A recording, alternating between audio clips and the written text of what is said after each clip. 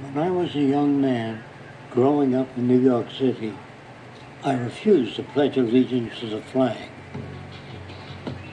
Of course, I was sent to the principal's office, and he asked me, "Why don't you want to pledge allegiance?" "Everybody does." I said, "Everybody wants to believe the earth was flat, but that doesn't make it so." I explained that America owed everything it has to other cultures and other nations, and that I would rather pledge allegiance to the earth and everyone on it. Needless to say, it wasn't long before I left school entirely, and I set up a lab in my bedroom. There I began to learn about science and nature. I realized then that the universe is governed by laws, and that the human being, along with society itself, was not exempt from these laws.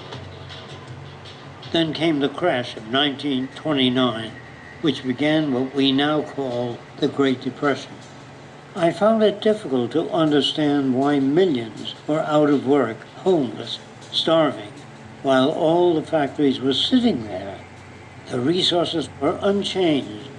It was then that I realized that the rules of the economic game were inherently invalid.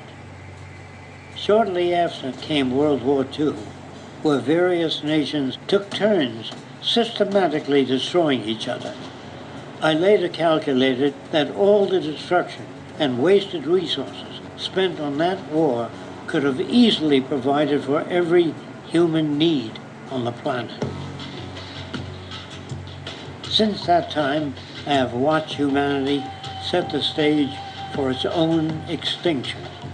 I have watched as the precious finite resources are perpetually wasted and destroyed in the name of profit and free markets.